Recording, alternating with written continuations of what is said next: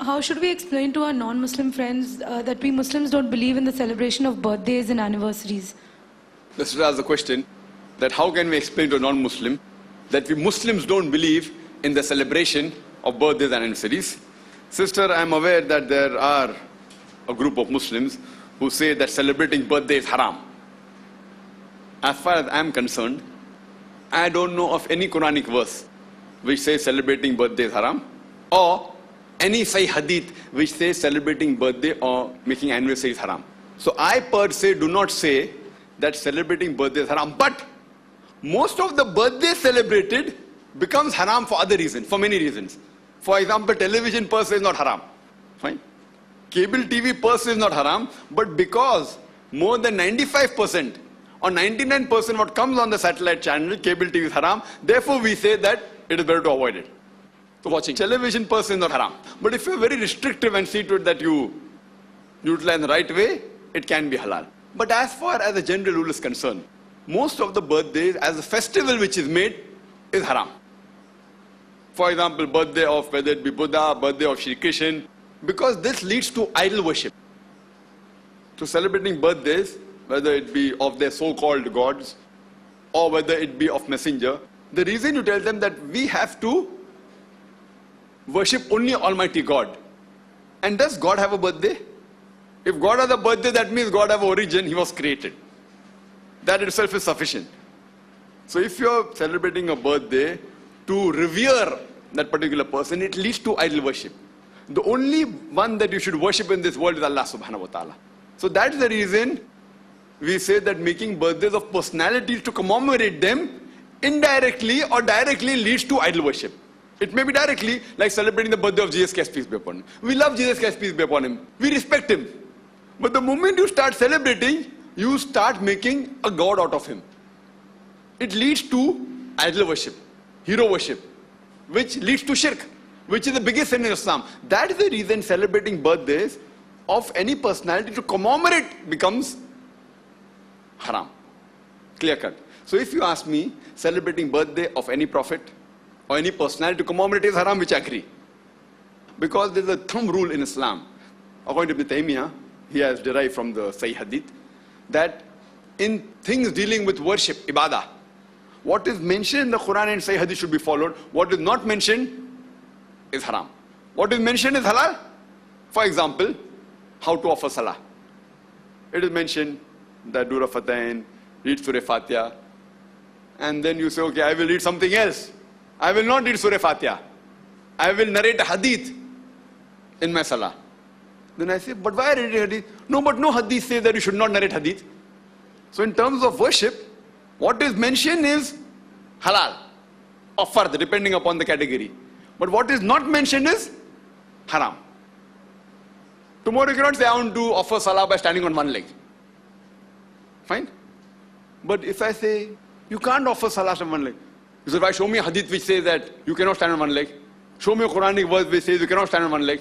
See, what is mentioned is allowed as far as worship ibadah is concerned. But in Mamlat, in the other aspects besides worship includes salah, ibadah, zakat, everything.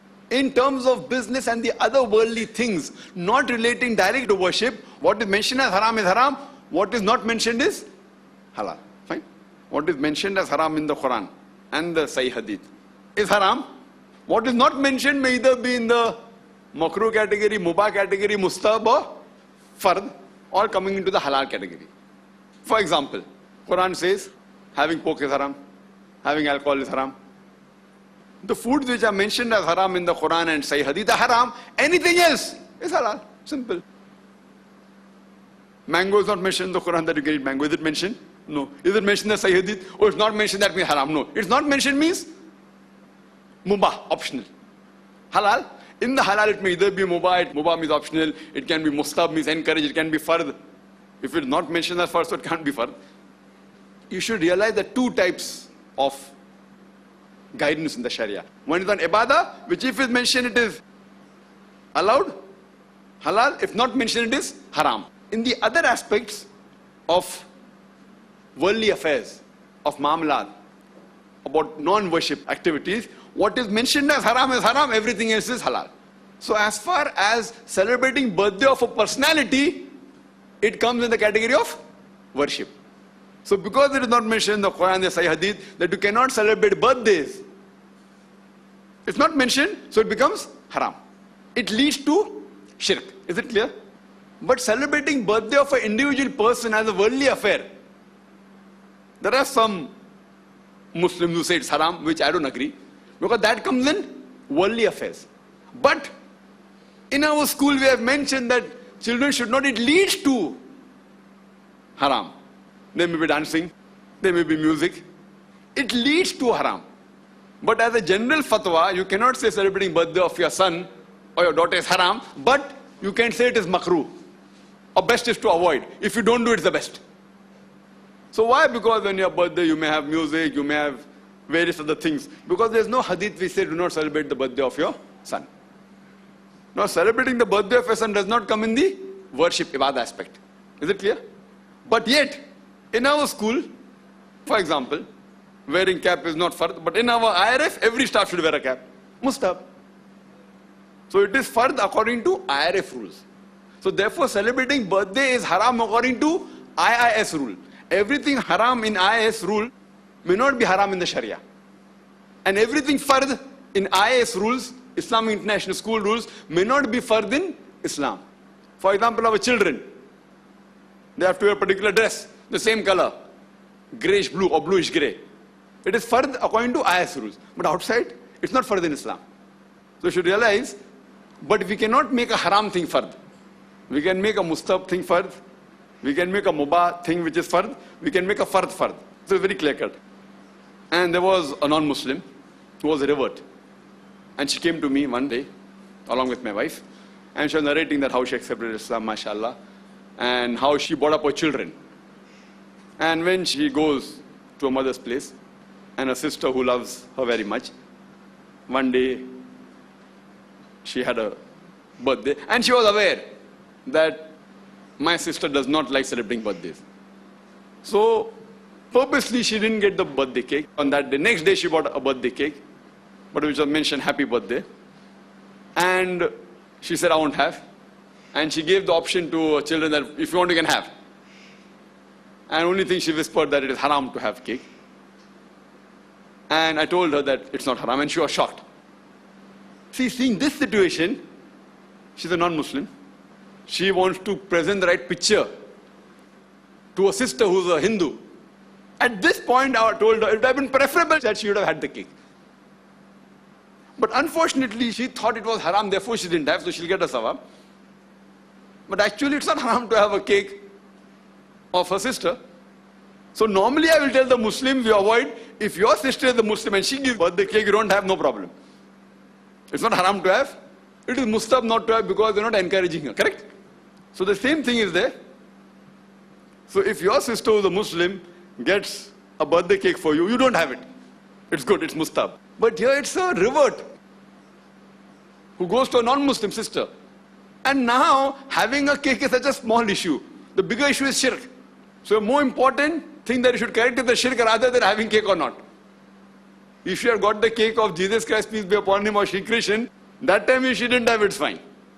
So we as Dais, we as Muslims should realize the boundaries of the Sharia.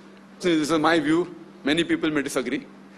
It's my view that celebrating birthday of an individual person at home is not haram, but I would say we can say makruh.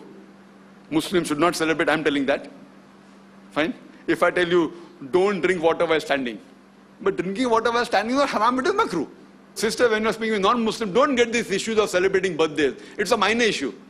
Yes, celebrating birthdays of prophets, of great personality, that you can give a logical reason, which I gave in the earlier part of my answer. But celebrating birthday of other individual, that's a small issue. Yes, you can say that in your birthday there's music, there's dancing, people wear obscene clothes, that you can pick up. But don't pick up on things which are very small. As a Muslim and doing dawah to a non-Muslim, try and educate her on things which are major. Or things which are minor but are logically very well established and will be helpful for you to get them to the main issues, like not to have alcohol. So these are minor issues which people attack Islam. A man is allowed to marry more than one wife. That's not the major issue, but That is the issue which brings an obstacle in the mind of the non-Muslim. So clarify that cobweb. Is it clear? So in this way, if you do dawah, inshallah, they will be successful. Hope that answers the question. Any brothers have any questions? Assalamu alaikum. Wa alaikum assalam. Brother, sometimes people say us namaste, they greet